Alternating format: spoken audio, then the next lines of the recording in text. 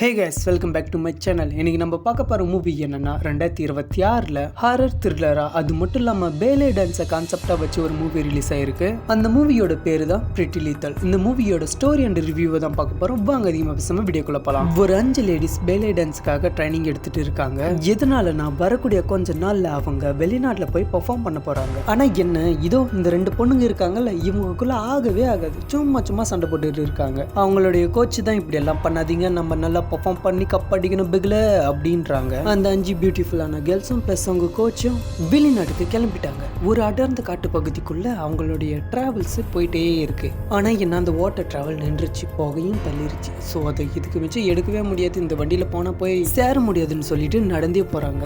போயிட்டு இருக்கும்போது மழை பெய்யுது. சரி மழைக்கு எங்கன்னா போய் ஒதுங்கலாமேன்னு பார்க்கும்போது தான் ஒரு ஹோட்டலோ இல்ல பப்போ இருக்கு. நாங்க பேலே டான்ஸ் காம்படிஷனுக்கு கலந்துக்கிறதுக்கு வந்தாங்க. வர வழியில எங்க பஸ் ரிப்பேர் ஆகி நின்றுச்சு, எங்களுக்கு ஒரு கேப் மட்டும் புக் பண்ணி தர முடியுமான்னு ஹீரோயின்ஸ் கேட்குறாங்க. அதுக்கு அவன் இருந்துக்கிட்டு இவ்வளோ அழகான பொண்ணுங்க வெளியே நிற்கிறத என் மனசு ஒத்துக்காது, நீங்க உள்ள வாங்க அப்படின்னு கூப்பிடுறான். அந்த ஹோட்டலோட மேனேஜரும் பாஸ்ட்ல ஒரு பேலே டான்சர் தான்.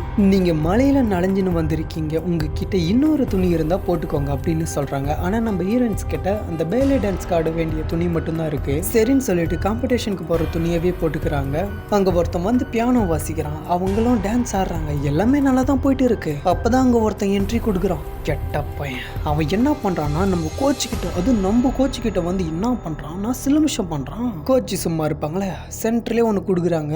அவன் ரவுடி போல எடுத்து தலையிலே சுட்டுறான், செத்து போயிடுறாங்க கோச்சு. சடனாக அந்த விஷயத்த பார்த்து கேர்ள்ஸுக்கு என்ன ரியாக்ட் பண்றதுன்னே தெரியல. என்ன நடந்துச்சுன்னு ஒரு நிமிஷத்துக்கு அவங்களுக்கு ஒண்ணுமே புரியல. அப்பதான் அவங்களுக்கு புரியுது நம்ம வசமா வந்து மாட்டிக்கினாங்கன்ட்டு.